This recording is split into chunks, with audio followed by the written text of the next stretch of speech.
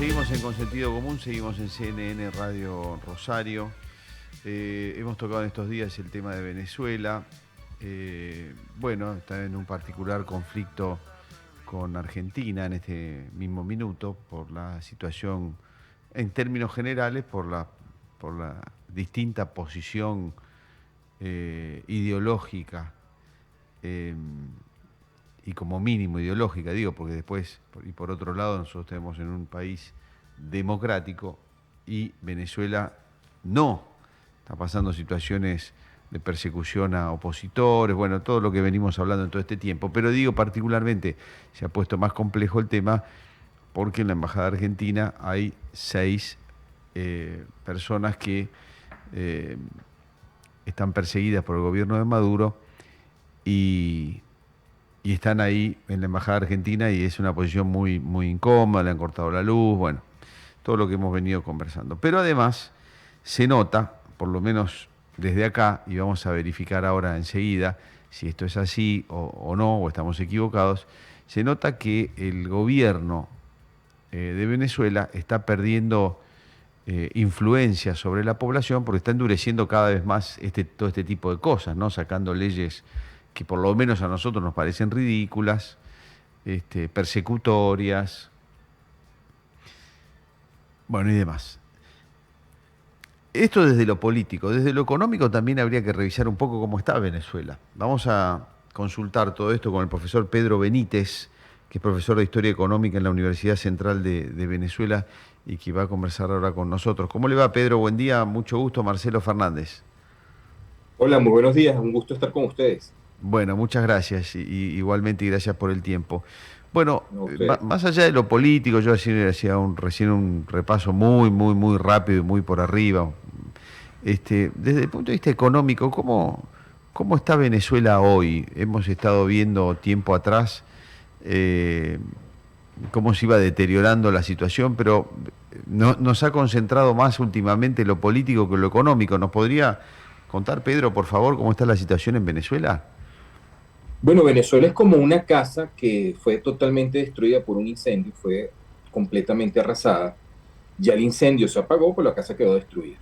O sea, somos el único gran, importante exportador mundial de petróleo que cayó en hiperinflación durante 4 años, con unos efectos devastadores en el salario real de los trabajadores. El 70% del PIB venezolano de hace una década fue pulverizado. Esto es algo increíble. Un país que llegó a exportar 3,5 millones de barriles de petróleo, ahora a duras penas llega a los 700,000 barriles. En los últimos 2 años, ciertamente, Venezuela ha salido del proceso de hiperinflación, pasamos a tener una inflación todavía alta de 3 dígitos.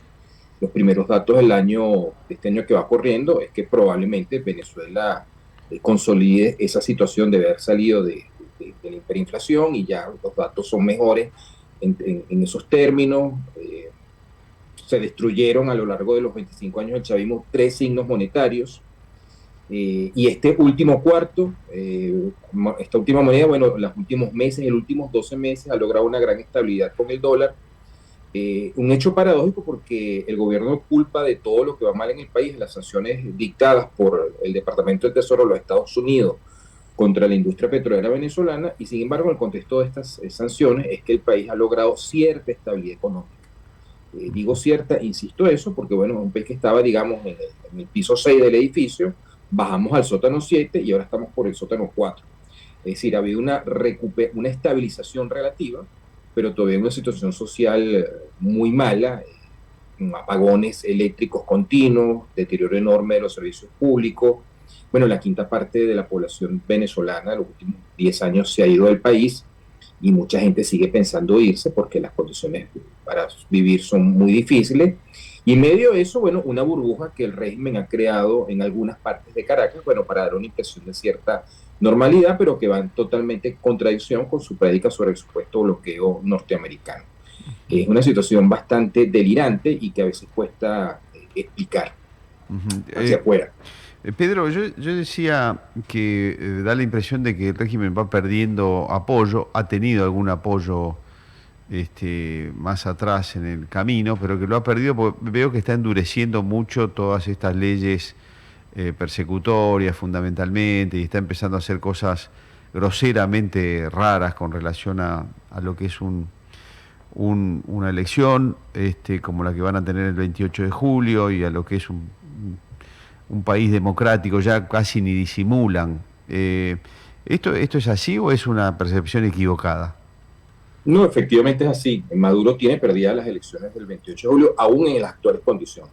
O sea, conteniendo a María Corina Machado inhabilitada, no dejando escribir a la sustituta que ella quiere hacer. Incluso en esas condiciones, lo que los estudios de opinión que existen y se hacen en Venezuela indican es que esa elección la tienen perdida. Les voy a compartir un dato. Hace 2 días en Washington hubo un foro donde los tres principales encuestadores o los más reconocidos que siguen trabajando en Venezuela dieron sus números y ratificaron lo que ya se sabía, que los números para que Maduro se intente reelegir son catastróficos. Incluso lo que queda, la mitad de lo que queda de la base chavista, no tiene ninguna motivación a votar por él. Es decir, pasamos de una situación en la cual el expresidente Hugo Chávez efectivamente fue un presidente muy popular, se benefició mucho del boom de precios del petróleo, de las materias primas, del año 2004 al 2010, un proceso que es paralelo a lo que ocurrió en Argentina con el kirchnerismo, si ustedes me permiten la comparación, pero ya desde la parte final de Chávez y fundamentalmente durante estos 10 años de Maduro,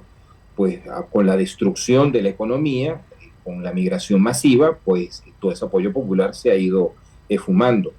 Y la respuesta ha sido cada día mayores dosis de represión. Es decir, a medida que se pierde apoyo popular, ellos aumentan la represión y efectivamente eso es lo que estamos viendo justamente durante estos días. ¿Y qué va a pasar entonces el 28 de julio? Porque Marina Corina Machado no va a poder participar, quien la iba a reemplazar tampoco. Se presentó un candidato que no parece no parece entusiasmar tanto y no sé si no se ha bajado ya. Está compitiendo prácticamente solo Maduro. ¿Qué es lo que va a pasar entonces en este contexto, Pedro? Bueno, eso solamente lo sabe Dios. Usted está hablando del gobernador del estado Zulia, Manuel Rosales, un Efectivamente, líder sí. opositor que fue perseguido por Chávez, estuvo en el exilio, regresó, mucha gente lo cuestiona, pero es que hay un dato que indican las encuestas y que uno siente aquí en la calle, en Venezuela. Después de María Corina Machado, el siguiente candidato favorito es cualquiera que derrote a Maduro. O Ujú. sea, el venezolano está en una situación en la cual va a votar por lo que sea con tal de salir de Maduro. Y eso perfectamente lo puede capitalizar el gobernador Manuel Rosales, que no tiene evidentemente el carisma que tiene María Corina Machado, no tiene el discurso potente que ella tiene, pero es un político muy astuto, es un zorro de la política venezolana que ha logrado sobrevivir durante todos estos años. De hecho, es el gobernador del estado más importante, el que tiene la mayor cantidad de electores. Y yo creo que si Rosales fuera candidato aún en estas condiciones, Rosales le gana a Maduro, porque es que el nivel de rechazo que tiene Maduro es una cuestión realmente impresionante. Contra eso está luchando él. Por supuesto, esto que yo le estoy diciendo, él lo sabe perfectamente. Maduro estaba buscando una elección para tratar de legitimarse internacionalmente, ser aceptado como un presidente normal por la comunidad internacional, aprovechando que habían llegado varios gobiernos de izquierda recientemente a la región, pero es que ya el presidente Lula da Silva, aquí están las paradojas de la política y la historia, ya lo condenó, al decir que al criticar su decisión de no permitir que la sustituta, que el expresidente Lula había dicho que tenía que María Corina declinar, bueno, María Corina declinó, pues ha puesto a Lula entre la espada y la pared, y simplemente las críticas de Lula y las de Petro aquí al lado en Colombia y del presidente Mujica de Uruguay, que no es presidente de Uruguay, pero sigue teniendo un peso, digamos, moral importante entre la izquierda latinoamericana, eso ya condenó a Maduro. Es decir, él va a una elección en la que si él continúa en el poder después del 28 de julio, no va a ser reconocido por la comunidad democrática internacional y va a seguir en el eje, digamos, el eje de lo que llaman los gobiernos del eje del mal, ¿no? Rusia, China, Corea del Norte y Cuba, por supuesto. Claro, de dictadores ya definitivamente consolidados en todo caso. Pedro, bueno, muchas gracias por el panorama que nos ha dado. Ha sido muy claro, muy nítido. Le agradezco mucho el tiempo y todas estas explicaciones. No, a ustedes, siempre a la orden. Bueno, muy amable. Muchísimas gracias. A ustedes, Adiós, igual. hasta luego. Tengan buen día. Buen día. hemos conversado con el profesor Pedro Benítez, es profesor de Historia Económica en Venezuela. Y bueno, muy claramente nos presentó, ¿no? El estado de situación. 28 de julio hay elecciones, Maduro en condiciones normales no hay ninguna chance de que gane contra cualquiera que se presente. O sea que el que se presenta gana. El que se presenta gana, según lo que nos dice Pedro.